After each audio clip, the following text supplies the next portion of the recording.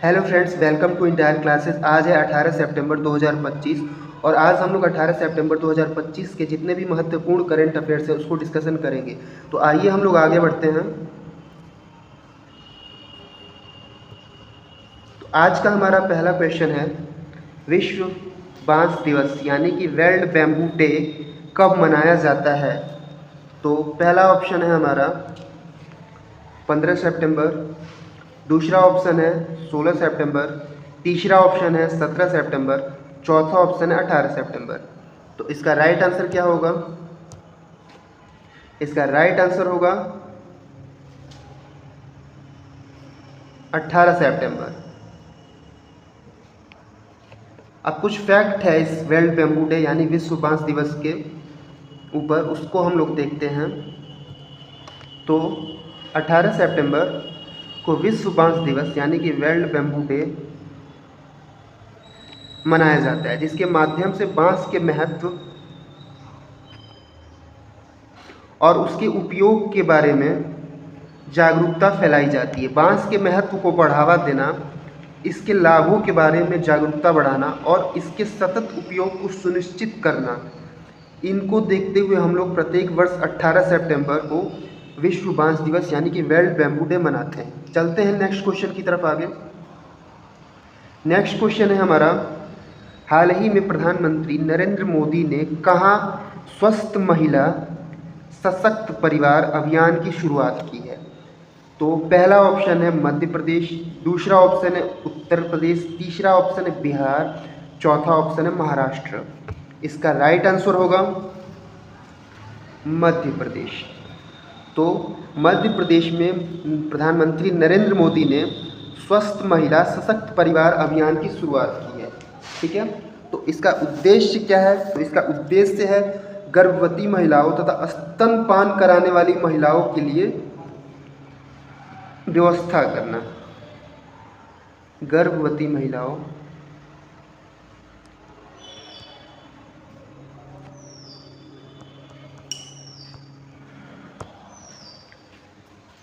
स्तनपान करने वाली महिलाओं, स्तनपान कराने वाली महिलाओं,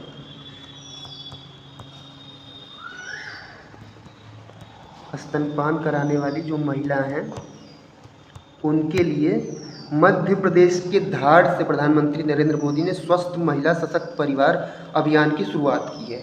इसके तहत मातृ एवं शिशु स्वास्थ्य हेतु विशेष सेवाएं प्रदान की जाएंगी, जो महिलाओं और बच्चों के स्वास्थ्य एवं कल्याण को समर्पित है। चलते हैं नेक्स्ट क्वेश्चन की तरफ आगे हम लोग। नेक्स्ट क्वेश्चन है हमारा, हाल ही में प्रधानमंत्री नरेंद्र मोदी ने 8वें राष्ट्रीय पोषण माह अभियान का शुभारंभ कहाँ किया। तो पहला ऑप्शन है गुजरात, दूसरा ऑप्शन है उड़ीसा, तीसरा ऑप्शन है मध्य प्रदेश, चौथा ऑप्शन है बिहार। तो इसका राइट आंसर क्या होगा? तो इसका राइट आंसर होगा हमारा मध्य प्रदेश, यानी कि मध्य प्रदेश से प्रधानमंत्री नरेंद्र मोदी ने 8वें राष्ट्रीय पोषण माह अभियान का शुभारंभ किया है। अभी 8वां राष्ट्रीय पोषण माह अभियान है, इसके बारे में थोड़ा सा देखेंगे। तो राष्ट्रीय पोषण माह अभियान एक सरकारी पहल है जिसका लक्ष्य 2022 तक भारत को कुपोषण मुक्त बनाना है और यह बच्चों, किशोर लड़कियों, गर्भवती महिलाओं और स्तनपान कराने वाली माताओं के पोषण संबंधी परिणामों में सुधार करने पर केंद्रित है। स्तनपान कराने वाली माताओं के पोषण 8 मार्च 2018 को शुरू हुआ था। यही राष्ट्रीय पोषण माह अभियान 8 मार्च 2018 को शुरू हुआ था। यह अभियान पोषण भी पढ़ाई भी जैसे थीम पर समुदाय आधारित गतिविधियों के माध्यम से पोषण जागरूकता को बढ़ावा देता है और पोषण ट्रैकर जैसे प्रौद्योगिकी संचालित उपकरणों का उपयोग करता है। चलते हैं नेक्स्ट क्वेश्चन की तरफ आगे। नेक्स्ट क्वेश्चन है, हाल ही में आईसीसी की महिला वनडे बल्लेबाज रैंकिंग में कौन सी क्रिकेट महिला खिलाड़ी शीर्ष पर रही। पहला ऑप्शन है स्मृति मंधाना, दूसरा ऑप्शन है हरमनप्रीत कौर, तीसरा ऑप्शन है मिताली राज, चौथा ऑप्शन है दीप्ति शर्मा। तो इसका राइट आंसर क्या होगा?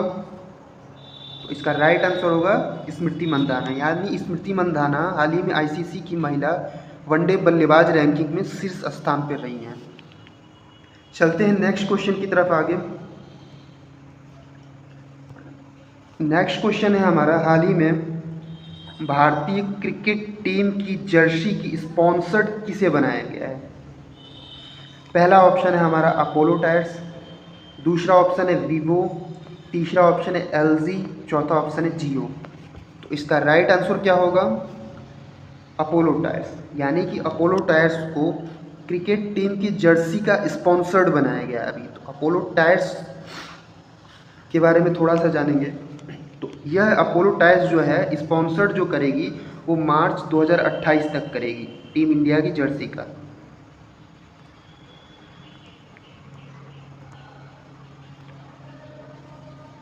और ये जो समझौता हुआ है 579 करोड़।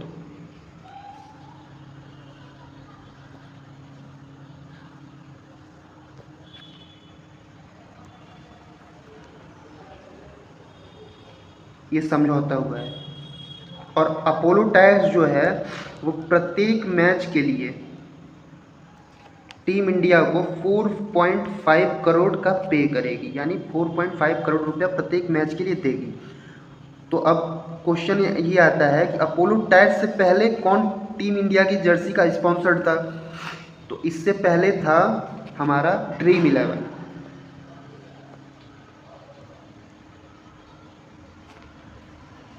ठीक है, ड्रीम 11 जो था वो प्रत्येक मैच के लिए टीम इंडिया को 4 करोड़ पे करता था।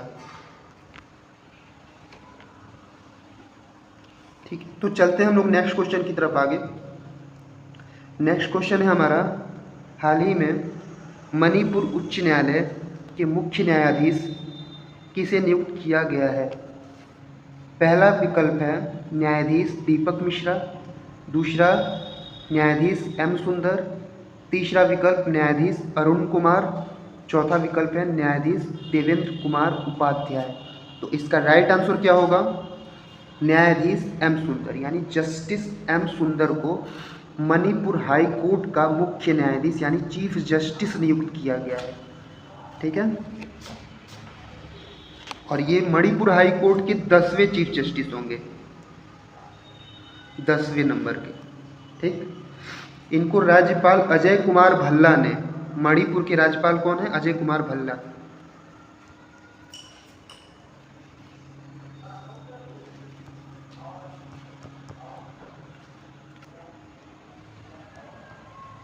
उन्होंने मणिपुर के राजभवन स्थित दरबार हॉल में शपथ दिलाई।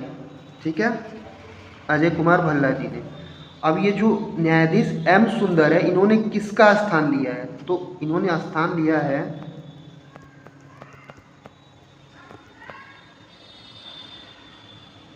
न्यायाधीश कैंपेया सोमेश्वर का। जस्टिस कैंपेया सोमेश्वर जी का इन्होंने स्थान लिया है।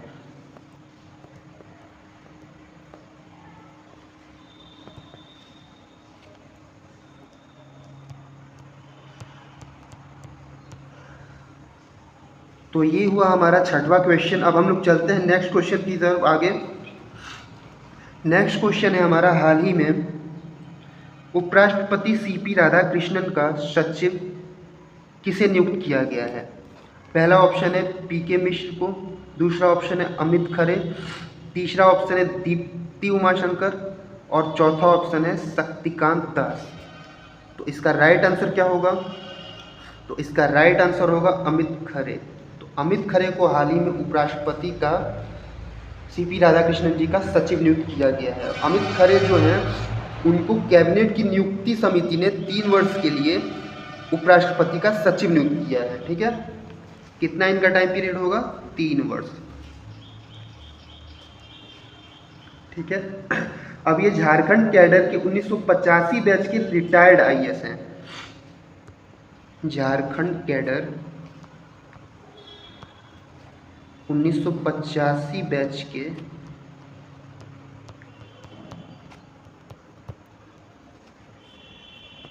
Retired IAS officer. Amit Khare हैं। अब प्रश्न ये आता है कि उपराष्ट्रपति का निजी सचिव कौन है। तो उपराष्ट्रपति के जो निजी सचिव हैं, निजी सचिव जो होंगे उपराष्ट्रपति के, वो होंगे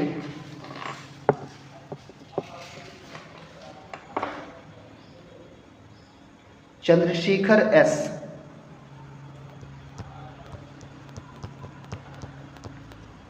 चंद्रशेखर एस जो हैं वो निजी सचिव हैं और ये केरला कैडर के 2014 बैच के आईएएस अधिकारी हैं।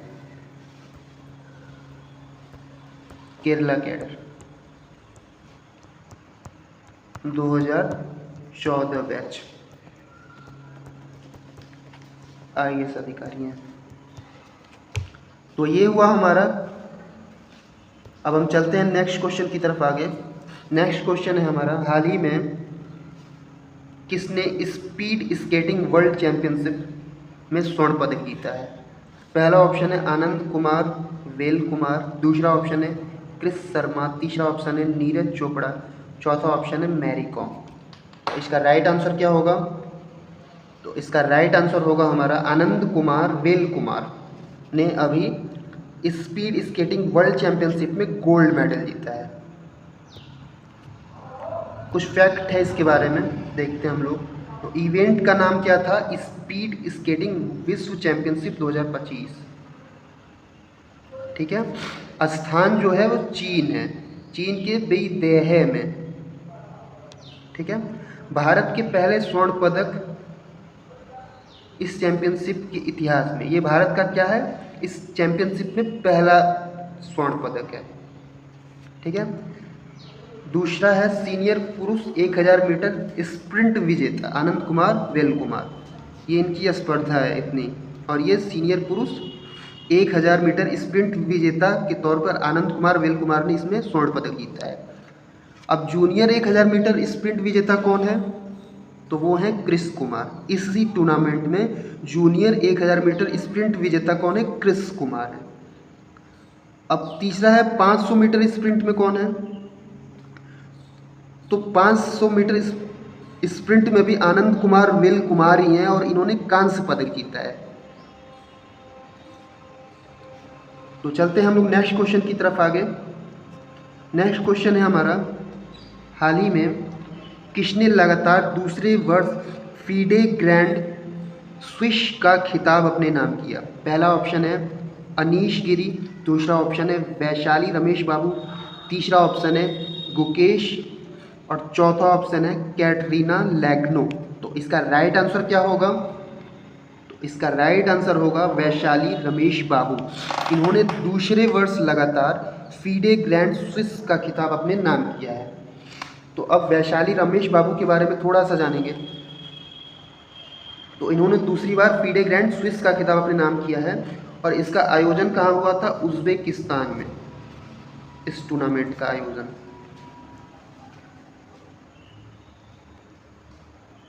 उज्बेकिस्तान। अब प्रश्न ये होता है कि इसकी उपविजेता कौन है।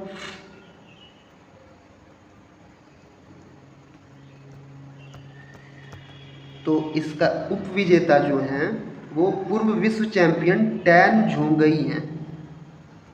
ये भी पहले विश्व चैंपियन रह चुके हैं, टैन झोंगई।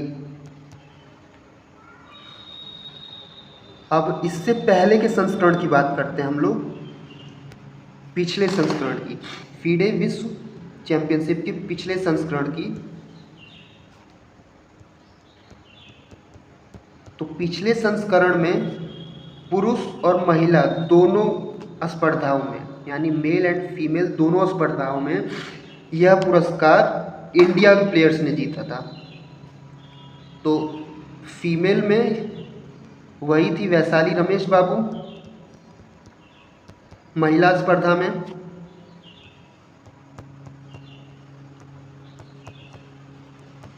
और पुरुष में हमारे थे विदित गुजराती।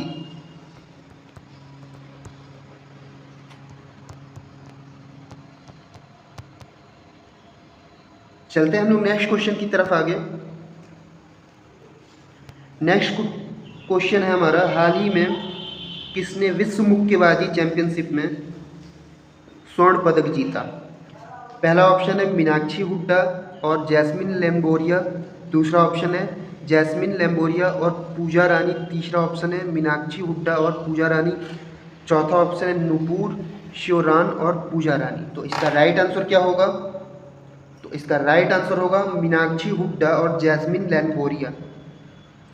इन्होंने अभी विश्व मुक्केबाजी चैंपियनशिप 2025 में स्वर्ण पदक जीता।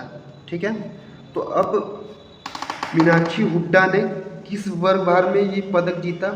तो मीनाक्षी हुड्डा ने 48 किलो वर्ग भार में यह पदक जीता।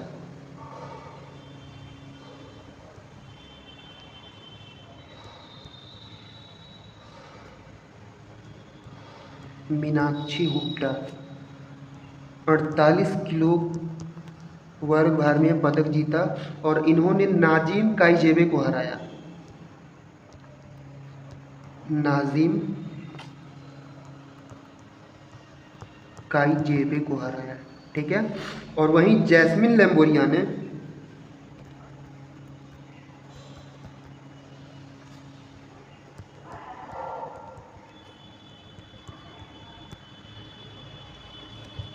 सत्तावन किलोग्राम वर्ग भार में यह पदक जीता और इन्होंने जूलिया सेरेमेटा को हराया। जूलिया सेरेमेटा को हराया। तो ये रहा आज का करंट अफेयर्स। इसकी पीडीएफ हमारे चैनल के, हमारे टेलीग्राम चैनल के पीडीएफ हमारे टेलीग्राम चैनल पर उपलब्ध है और इसका लिंक डिस्क्रिप्शन में उपलब्ध है। तो आप लोग वहाँ जाके इस पीडीएफ को डाउनलोड कर सकते हैं। तब तक के लिए थैंक यू सो मच।